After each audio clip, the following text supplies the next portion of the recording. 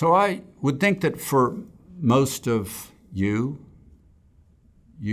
are attuned to markets and should kind of understand a lot of this anyway, but I am asked often, will we see more or less gridlock? And you can always say that other things equal, gridlock is good for stocks, good for capital markets in general.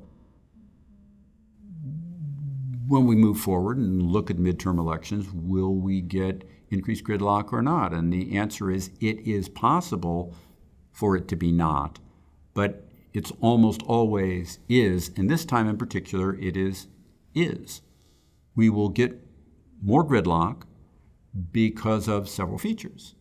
One of them is the natural midterm effect to, on average, have the opposition to the president's party, in this case the Republican Party, gain seats relative to the president's party in a midterm. There's only a couple of exceptions to that in modern history. Secondarily, in this instance, unlike most midterms, we go through a midterm that we get once every decade, which is the midterm that parallels redistricting. And in this redistricting, unlike some others that have had in the past and some others that we'll have in the future, this one favors adding seats to the Republican Party, losing seats on the Democratic side. And then finally, the grasp that the Democratic Party has on the Congress, as we've told you repetitively, as I've written about, that it's the least for a new Democratic president since the 1890s. And in the House of Representatives, the Democratic Party can't afford to lose 5 seats. They'll lose, I don't know how many, but they'll lose double-digit number of seats, almost assuredly, which then gives you formalized gridlock, whereas today we only have what's the equivalent of effective gridlock. Now I want to go back on a tangent for a moment. Fact is that one of the reasons that the Democratic Party has been acting the way they've been acting, that you read about a lot in terms of trying to put through the infrastructure bill and the reconciliation bill and all of these things now, is because they presume that they will lose seats in the midterm and therefore lose the House and will not be able to do that after the midterms.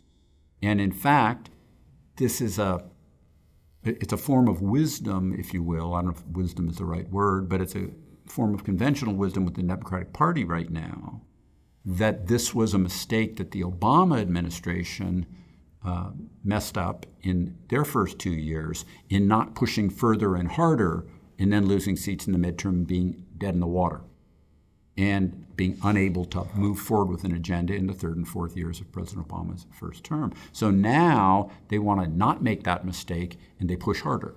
But the more they push hard now, the more backlash you get in midterms. That's just the way it works. The harder they push, the more, and they know that'll happen.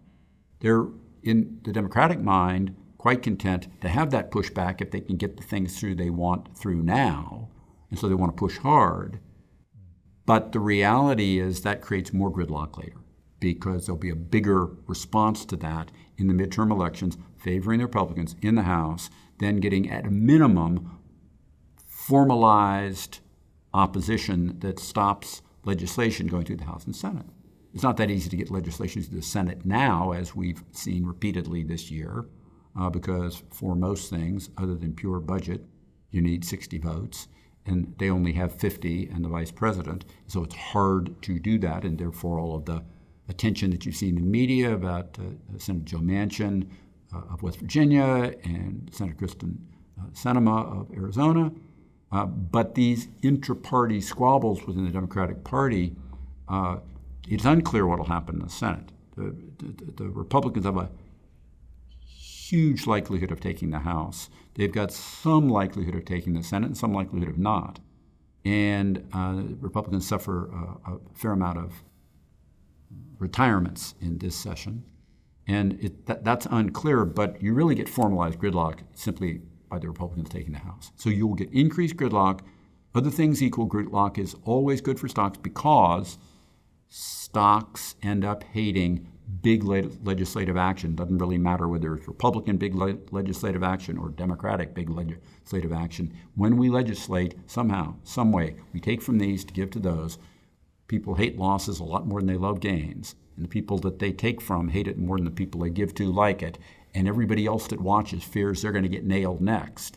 And the formalization of gridlock creates a perception of inactivity and relative legislative and regulatory calm that, as it shifts toward that, stocks like. So to the extent this is true for the third and fourth years of President Biden's term, it should be a good thing for the stock market. Thank you very much for listening. Subscribe to the Fisher Investment YouTube channel if you like what you've seen. Click the bell to be notified as soon as we publish new videos.